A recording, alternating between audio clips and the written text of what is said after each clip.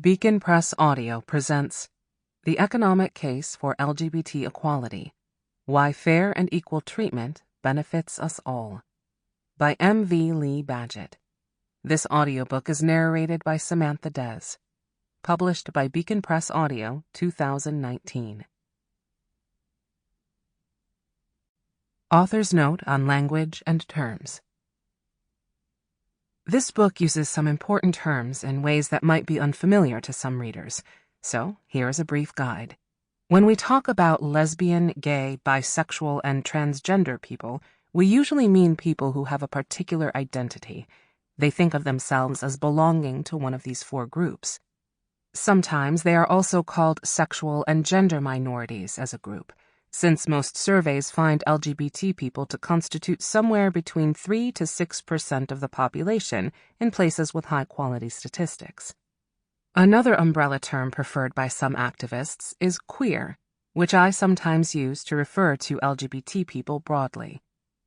Here's another way to think about it.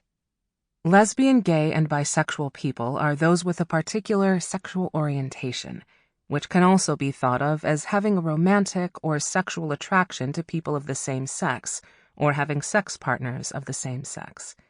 Bisexuals are attracted to or have had sexual partners from more than one gender group. Heterosexuals are attracted to and are partners with different sex people. So, sexual orientation can refer to self-identity, an attraction, or a behavior. Gender identity captures whether someone thinks of themselves as male or female, non-binary, or something else. Transgender people include those who live as and think of themselves as a gender that is not the same as the sex they were assigned when they were born. Someone born male who lives as a woman would be a transgender woman. Someone born female who lives as a man would be a transgender man. Some transgender people would prefer not to use what they see as restrictive binary male-female gender labels, and might call themselves genderqueer, non-binary, third gender, or some other label.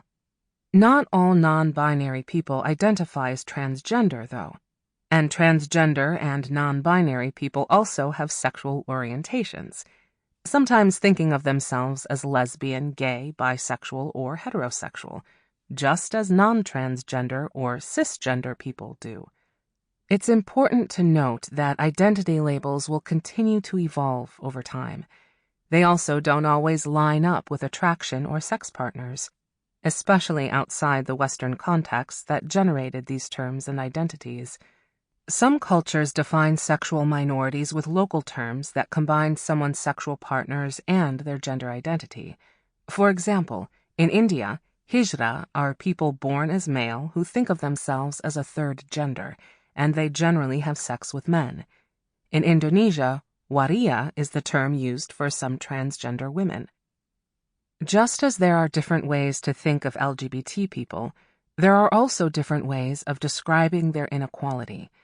Psychologist Gregory M. Herrick defines stigma as society's negative view of LGBT people that assigns them an inferior social status.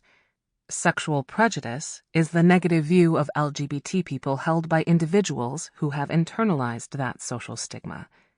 Discrimination is more active and happens when LGBT people are treated poorly compared to non-LGBT people, such as in hiring or in an educational setting, even when they have the same abilities or qualifications.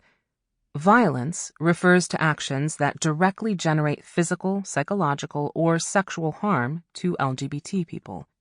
We could think of rights as legal or moral claims that allow LGBT people to insist on equal treatment if they face discrimination or violence. Inequality is one general term that captures the potentially measurable differences in social, legal, and economic outcomes. For example, worse health outcomes or lower incomes for LGBT people, compared with non-LGBT people, are inequalities that might result from stigma, violence, and discrimination. The terms inclusion and exclusion go beyond inequality, rights, or discrimination to define whether LGBT people are able to fully participate in all social institutions, like the job market, educational system, healthcare system, and political process. The United Nations Development Program defines inclusion as access to opportunities and achievement of outcomes that are consistent with human dignity.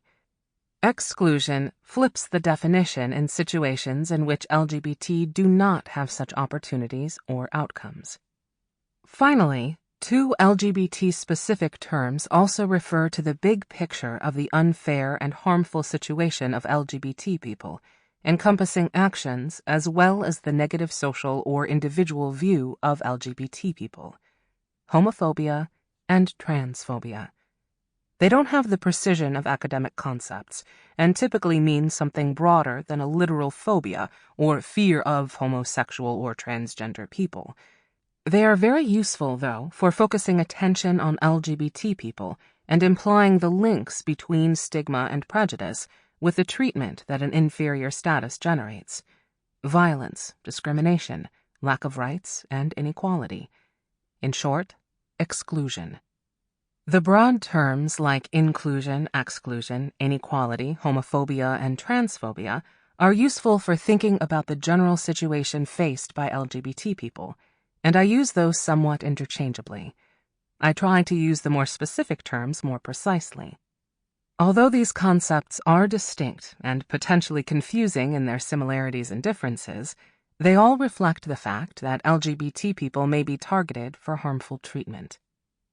Thinking about the situation faced by LGBT people also helps to better define the people this book talks about.